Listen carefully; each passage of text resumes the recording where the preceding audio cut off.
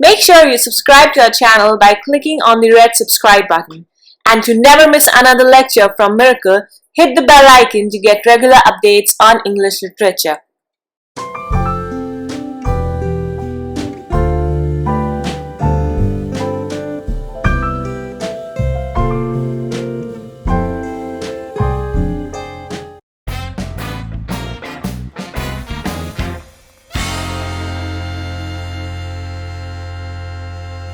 The curfew tolls the knell of parting day, the lowing herd winds slowly over the lea, the plowman homeward plods his weary way, and leaves the world to darkness and to me.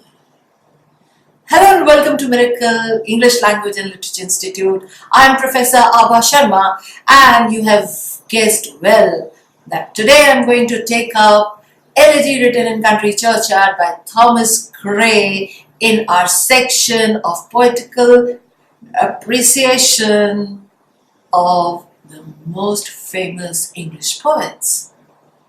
Thomas Gray, the transitional poet who lived between 1716 to 1771. He was a contemporary of William Collins, William Cowper, James Thomson, Robert Burns, and William Blake. He is often called as the graveyard poet because his poems are gloomy, but they have got the universal truth. He's a master of Pindaric odes. He also wrote The Progress of Poesy, where he tells about the progress of poesy from Greece to Rome to England. And he has written many other good poems as well. And I like his the Eton College poem, where he had studied, and he narrates all his childhood years in the college. He also wrote an elegy on the favorite cat, which he writes about the dead cat in a very mock heroic way. These were the poets who are generally called as pre-romantic poets because their language resembled to the new classics, but their thought, their emotion, their passion resembled the romantics. And they were the ones who prepared the complete gallery with their duality of neoclassics and romantics. They laid the carpet for the romantics to walk in. So they are considered to be in the transitional bracket. There are others also. This bracket of transitional poetry started from James Thomson's publication of The Seasons, where he gave the complete pastoral imagery in all his poems. And although all these people were called as transitional poets were present during the neoclassical period, they were also very learned, very intellectual. But then they found out something was missing in the neoclassical poetry, and that was the human emotion, which was common to all. Neoclassics wrote of the themes which were common to high-class people, only the intellectuals and well-read people. So poetry was not able to reach the common masses, and these people, they picked up the topics from the common, humble people, themes, and they started writing this way. Today I'm going to take up Elegy Written in Country Churchyard, which is a very, very popular elegy. When you do your bachelor's and master's, you do read this elegy. This is a long elegy written by Thomas Gray, who had studied in Eton College. This elegy belongs to the graveyard school of poetry because pathos run throughout the poem. He was inspired by his dearest friend's death.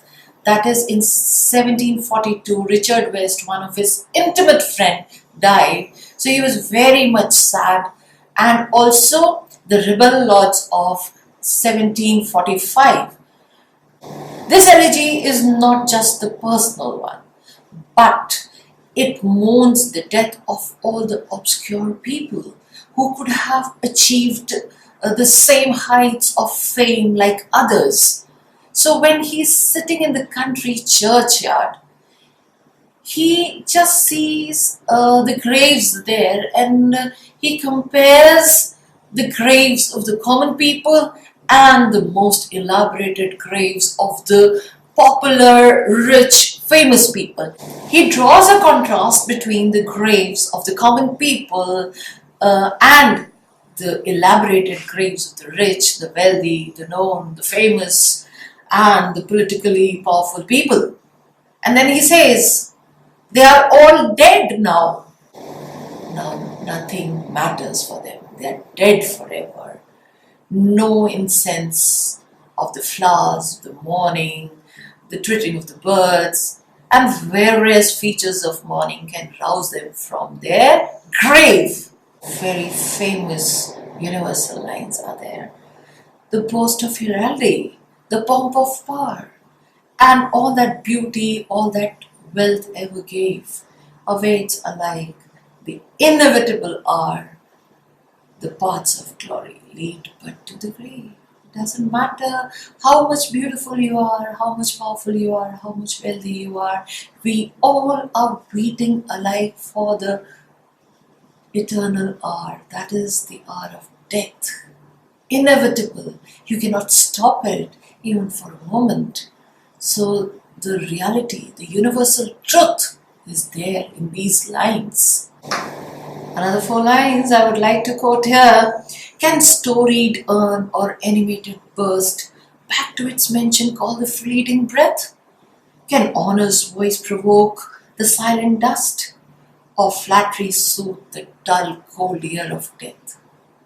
No, if the man is dead, no matter how big you construct the statues or the grave, or how much land you occupy in his memory, how much flattery you give to the dead man, doesn't matter at all, because he's dead forever. He will not become alive. Usually it is seen that people praise the dead man so much, and when he's alive he's insulted so many times. So it doesn't matter. These are also universal lines which prove the universal truth of our life. They are all philosophical in nature.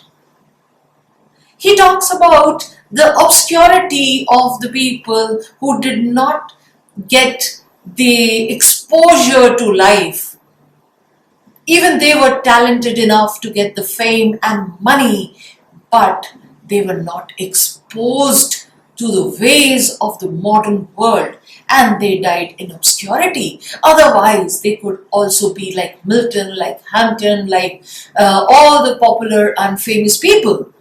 As we say that the roses or the beautiful flowers, they bloom in the desert, but nobody gets to see their beauty and to smell the fragrance they have. There are so many gems which lie underneath the ocean, but they are still undiscovered. Similarly, he says there have been talent in these ignorant, innocent people, but were not discovered till yet. So he mourns for them. We all mourn for the popular people, famous people, powerful people, but he is mourning for those innocent, ignorant people who died in poverty, who died in obscurantism, who were not recognized by this world at all, whose names are not there in the books, whose names are never mentioned in different stanzas and verses. So he talks about the contrast between the people who remained silent, ignorant from the livelihood of the city life. The lines which says whatever I have explained to you, perhaps in this neglected spot is laid some heart one pregnant with celestial fire. Hands that the rod of empire might have swayed or worked to ecstasy the living lyre. This is an elegy full of pastoral imagery. Lots of images are infused one after the other, and the melancholous tone runs throughout. The poet seems to be sad. That means the mood is also melancholous, and the tone sometimes looks very pessimistic. It has got a universal appeal, and this poem is recognized throughout the world and it is timeless. People can still identify with it reading today. It was composed in the 18th century, but still we people can easily attach to it.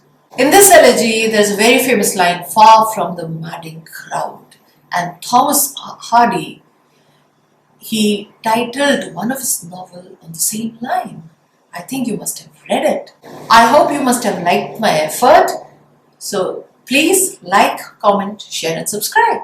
Also hit the bell button because this will only give you our latest update of literature. I'll be doing all such great poems one by one. So keep in touch. Take care. Bye bye.